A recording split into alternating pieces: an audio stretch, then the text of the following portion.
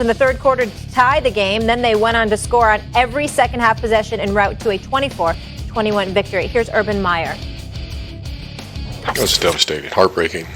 You know, these guys, usually I'm not wrong about stuff like that, I just see a good team in there. I see good guys, and I see good hearts. I see guys at work. And I told them I'm not wrong. I'm not wrong about that stuff. And this team's going to win some games. We're getting better each week. Just sickening that you didn't win that thing. But like I told you, I'm not wrong about that. I'm not wrong about those guys in that room. And that's a heartbroken locker room, so we got to get them back. But they're good people in that locker room. You know, Tim, I don't always create the questions. I just ask them. Is Urban Meyer long for the NFL? No, I don't think Urban Meyer's wrong for the NFL. I think Urban's a great coach. I think he's going to continue long for the NFL. Long. Like, meaning, well, yeah, not wrong, long. Like, do you think he'll stay for a while? Yeah, I think he's going to be in the NFL for a little while. I think he really has a passion and a heart to be able to turn the culture and the trajectory of the Jacksonville Jaguars program. I think he really feels an obligation to Shad Khan, the owner. I feel like he has a passion for it, for Jacksonville, for the fans, for this team. When he gets into something, he goes all the way, and he's very passionate. And that can be an awesome strength, but it can also be a weakness. You see, one of the best things that coach brings to the table is his passion. He is willing to suffer. He is willing to not sleep. He is willing to grind. He is willing to push people.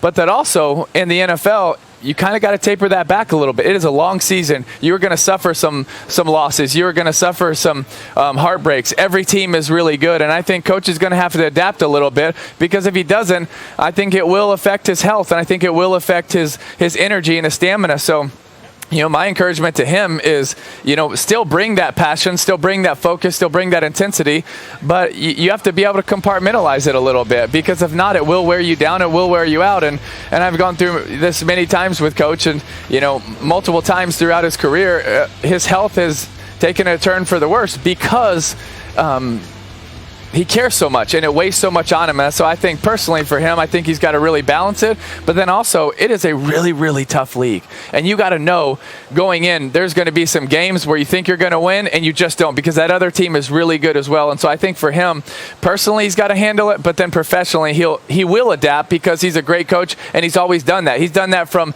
Notre Dame, Bowling Green, Utah, Florida, Ohio State. He's continued to adapt. And so I think those are two things that he really has to focus on. Tim, you know, I'm not joking around here when I say this, and I'm going to say this with all seriousness, because I hear where you're coming from. But to me, everything you just said is why exactly I do not believe Urban Meyer is long for the NFL. And I want to state this, and I know that Urban Meyer has found himself in some tricky situations over the years.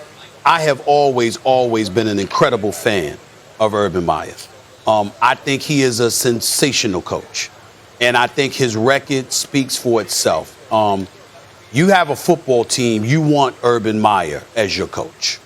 And y'all put me up on the screen, split screen because I want to see Tim Tebow when I'm saying all of this. That's how special I think he is. But I want you to scale it back a little bit, Tim Tebow, and reflect on last night. Just hear me out here. They lost a close game. The last 3 weeks, they have played very, very competitive football. They struggled the first week of the season against Houston, but against Denver, Arizona, and Cincinnati, all good teams, potentially all playoff teams. Yep. They've looked pretty competitive. I totally agree with Trevor Lawrence, DJ Chalk. I'm looking at some of these guys in their running game right here. James Robinson, Carlos Hyde. Remember him when he was with 49ers. These brothers are running the football effectively, averaging 5 yards a carry or more. You know, you see some of the pieces there. And you come into the season, you've lost 19 straight. You lost 15 straight coming into the season. What the hell do you expect? So we all understand this except Urban Meyer. That's the great part about him, Tim, that he's going to work overtime and he's going to put it in. And he cares so much, and you see it. But covering the NBA over the years the way that I've had, there's a couple of coaches that weren't long for the game because it hurt so much to lose. It took so much out of them. I think that was one of the things. Listen, remember when Miami Heat won the title in 2006 when D. Wade led the way? That should have been Stan Van Gundy's team. But Stan Van Gundy had got let go, and Pat Riley had came in. And one of the reasons that Stan Van Gundy lost the job, it wasn't because of his basketball acumen, his know-how, what to do. It was so pressurized. He wore it on his sleeve. I mean, it was like, it was heart-wrenching when he lost. Yep. And that's, to a lesser degree, slightly maybe, that's Urban Meyer, man. And I watched him last night, and I was like this, Coach, it's game 4 of a season. Nobody's expecting you to win anyway. It's about getting better and better and better. Somebody like Larry Brown that I coached, that I covered in the NBA for years, Larry Brown's the kind of guy that could coach forever because he was all about the process and progress. He would have celebrated last night's performance. He wouldn't have been depressed and slamming on the podium and acting like he was just ready to drop because he lost a regular season game when you see that kind of progress. Yeah. But that's Urban Meyer, man. It is. I don't know, Tim. I don't know. It is Urban. And when you say that I'm heartbroken, that is real. That's transparent. That's absolutely the way he feels. I'm sure, flying back, driving to his house, seeing his family, Miss Shelley, I'm sure he was devastated, and that he takes it that personal. And I totally agree with you, Stephen A. The one thing I would remind you of, though, is when you say that he might not last. He might not be around for a while. The other quality that he has is a crazy determination. He has a crazy determination. So while it might be hard, I think he's going to be very determined. I think he expected to win every single one of those games. I really expected, I believe he expected to be 3-1 right now or 4-0. And so he is taking that hard.